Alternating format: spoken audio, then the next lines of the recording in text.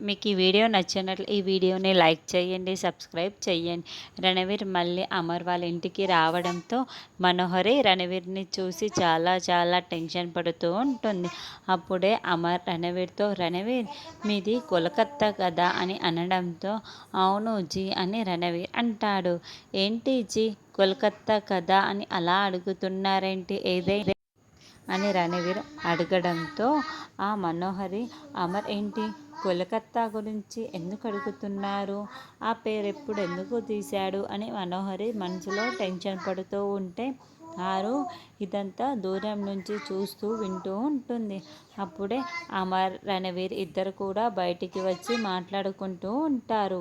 చూడండి, నాకు కోల్కత్తాలో ఒక చిన్న పని ఉంది, అది మీరే చేసి పెట్టాలి. నాకు ఒక చిన్న ఇన్ఫర్మేషన్ కూడా ఉండాలి. తను ఎవరు ఏంటి అన్న ఇన్ఫర్మేషన్ ఏమీ తెలియదు, కానీ ఒక చిన్న ఐడెంటిఫికేషన్ మాత్రమే నా దగ్గర ఉంది. అక్కడ మదర్ తెరిసా ఆశ్రమం ఉంది కదా, అది మీకు తెలుసా అని అమర్ అడుగుతూ ఉంటే, మదర్ తెరిసా ఆశ్రమం కోల్కత్తా, అమర్ అని ఎందుకు అడుగుతున్నారు అని మనోహరి బాల్కనీలో నుంచే నిల్చొని మాట్లాడుకుంటున్న వింటూ ఉంటుంది.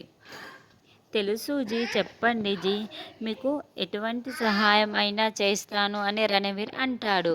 నా దగ్గర ఒక చిన్న ఐడెంటిఫికేషన్ మాత్రమే ఉంది, ఇంకేమీ ఆధారాలు లేవండి, ఎటువంటి ఇన్ఫర్మేషన్ లేదు అని అమర్ చెప్పడంతో, చిన్నప్పటి దుర్గ పాప మెడలో ఉన్న ఒక చైన్ని వేసుకున్నట్టు మనకు చూపిస్తూ ఉంటారు. అంటే అంజుని దత్తత తీసుకున్నప్పుడు కూడా ఆ చైన్ అంజు పాప మెడలో ఉండి ఉంటుంది. ఆ చైన్ని రణవీర్కి ఇప్పించగానే రణవీర్ ఎలా గుర్తుపడతారు, అసలు మనకు చూపిస్తాడా లేదా నిదానంగా చూపిస్తాడా అన్నది మనం నెక్స్ట్ ఎపిసోడ్లో చూద్దాము.